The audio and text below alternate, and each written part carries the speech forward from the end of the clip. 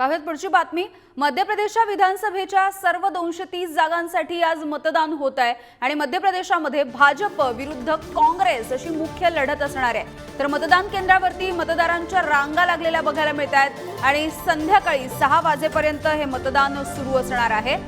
तर शिवराज सिंह चौहान हे मध्य प्रदेशमध्ये आपली सत्ता कायम राखणार का हे बघणं सुद्धा महत्त्वाचं आहे। तर हातामधून गेलेली सत्ता परत मिळवणार का काँग्रेस हे सुद्धा बघणं औत्सुक्याचं ठरणार आहे। त्यामुळे सकाळपासून आता या मतदानाला सुरुवात झालेली आहे आणि मध्य प्रदेशमध्ये विधानसभेच्या 230 जागांसाठीचं हे मतदान होत आहे।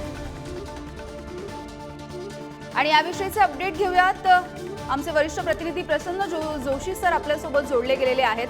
प्रसन्न सर, यावेळची निवडणूक अत्यंत चुरशीची बघायला मिळणार आहे।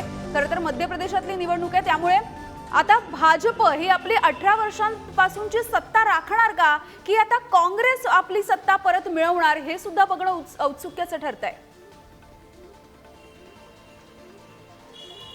हो, खरं आहे। मी तुझ्या प्रश्नाच्या उत्तराकडे जाण्यापूर्वी पहिल्यांदा जे खाऊन इकडचे लोक मतदानासाठी जाणारे मध्य प्रदेशातल्या ते दाल पकवान पहिल्यांदा दाखवतो। इकडे आपल्यासोबत हे मध्य प्रदेशमधले भाऊसाहेब पण आहे, त्यांच्याकडे त्यांनी दाल पकवान मागितलेले आपण पहिल्यांदा ते बघून मी तुझ्याकडे येतो। गोविंद पंत जे या दुकानाचे चालक आहेत ते आपल्याला दाखवत आहेत। भैया दाल पकवान दिखा ना आपका कैसा होता है और वो आप क्या डालते वो भी दिखाइए।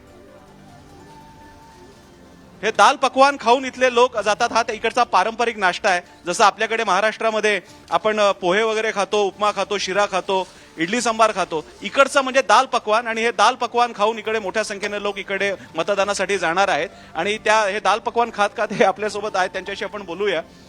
भाई साहब, क्या हाल है मध्य प्रदेश में, कैसी हवा चल रही है? आपने वोटिंग किया या करने वाले? मैं करके आया। करके आया, दिखाइए। अभी हाल डाल के आया। अच्छा, मैं ये तो नहीं पूछूंगा किसको आपने वोट डाला, लेकिन फिर भी ये बताइए एक नागरिक होने के नाते, ये लीजिए आपका, खाते खाते बात कीजिए।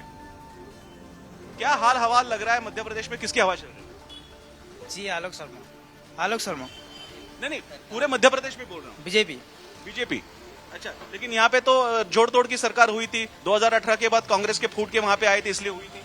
अब ये क्या है, पहले का थी, अब नए लोग आ गए हैं तो अपन को देश आगे बढ़ाना है। लेकिन शिवराज सिंह चौहान शायद होंगे नहीं। आप शिवराज सिंह चौहान चाहते हैं फिर से सीएम? हाँ देखो, सीएम तो कह नहीं सकते, अब उनका मुद्दा है। लेकिन सरकार आपको कौन सी चाहिए? सरकार तो हमें बीजेपी चाहिए।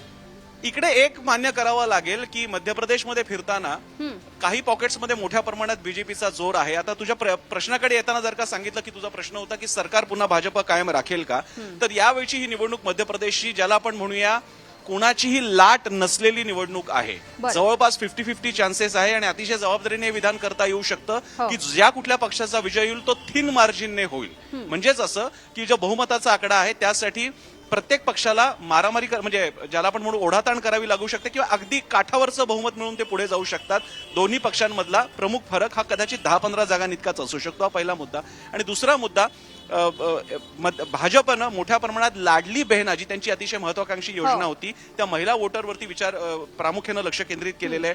कैलाश विजयवर्गीय जे इंदोर 1 मधले फार महत्वाचे उमेदवार आहेत आणि कदाचित मुख्यमंत्री पदाचे दावेदार आहेत, त्यांनी सुद्धा म्हटलेले की या योजनेमुळे जवळपास 50 लाख महिला आणि त्या महिलांमुळे त्यांचे पती, त्यामुळे 50 लाख महिला 50 लाख पुरुष, अशा प्रकारे आमची जवळपास 170च्या पुढे आमच्या जागा पक्क्या होतात असं गणित मांडलं जात आहे। अर्थात काँग्रेस सुद्धा कमी नाहीये। काँग्रेस सुद्धा त्यांची एक अंतर्गत आम्हाला हवा आपल्याला जाणवते। इंदोर सारख्या भाजप डॉमिनेटेड शहरात आम्हाला झेंडाही दिसला नाही काँग्रेसचा, पण हे पण तितकंच खरं की आम्ही उज्जैन पासून भोपाळपर्यंतचा प्रवास करत असताना लोकांशी बोलताना काँग्रेसच्या बाजूने सुद्धा लोक सावधपणे का म्हणतात की कदाचित सांगता येणार नाही निकाल कोणाच्या बाजूने लागेल। त्यामुळे हे खरं आहे की काँग्रेसच्या बाजूला सुद्धा मोठ्या प्रमाणात चान्सेस आहेत। आणि एक शेवटचा फक्त मुद्दा, पुढचा प्रश्न घेण्यापूर्वी, 18 वर्षानंतर आता इथल्या लोकांना चेंज हवाय का, परिवर्तन हवंय का हे बघावं लागेल। 2018ला त्यांनी ते दाखवून दिलं होतं। ऐनवेळी ज्योतिरादित्य शिंदे आणि त्यांचा गट जॉईन झाल्यामुळे भाजपचं सरकार आलेलं आहे। त्यामुळे ती प्रेरणा इकडच्या लोकांमध्ये आता नाहीच असं म्हणता येणार नाही। हो, अगदी। प्रसन्न सर, आता मतदानाला तर सुरुवात झालेली आहे, कसा प्रतिसाद मिळतोय आता मतदानाला? साधारणपणे कुठल्याही मतदानाचा ट्रेंड देशभरात आपल्या महाराष्ट्रात सगळीकडे सेमच असतो. सकाळपासून सुरू झाल्यानंतर पहिल्यांदा जे नोकरी पेशेचे लोक असतात किंवा खासगी ठिकाणी काम व्यवसाय करणारे असतात ते सकाळीच आटपतात, जसं आपल्याला आता या आपल्या यांनी दादांनी पण आपल्याला दाखवलेलं आहे. मात्र एक 10 वाजल्यानंतर 11 वाजल्यानंतर त्याला परत जोर चढेल. दुपारी परत ते ड्रॉप होतं. कुठल्याही ठिकाणी हाच पॅटर्न आहे. दुपारी परत ते ड्रॉप होईल आणि संध्याकाळच्या म्हणजे साधारण 3च्या सुमारास 4च्या सुमारास पुन्हा एकदा त्याच्यामध्ये चढाव आपल्याला बघायला मिळेल. आता आम्ही थोड्या वेळाने आपण मतदान केंद्राच्या इकडे पण जाणार आहोत. अर्थात तिकडे पोलीस बंदोबस्त असतो आणि शिवाय माध्यमकर्मींसाठी वेगळी जागा राखून दिलेली असते. पण आताशी लोक तिकडे जायला लागलेले. तिकडे आपल्यासोबत आणखी काही माणसं त्यांना पण विचारूयात. भाई साहब, आपने वोटिंग किया? आपने वोट किया? नहीं, अभी टाइम थोड़ा से समय देख के करेंगे। क्या व्यवसाय करते हैं या नोकरी करते हैं? व्यवसाय करते हैं। अच्छा, तो एक 10 बजे तक जाएंगे? जी राइट।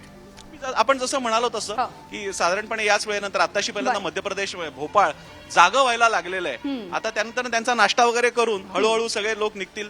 10-11 पर्यंत पहिला सर्ज बघायला मिळेल. दुपारी तो डाऊन होईल आणि नंतर 3-4च्या नंतर पुन्हा मतदान वाढेल. बरं, अगदी धन्यवाद प्रसन्न सर या सगळ्या अपडेटसाठी.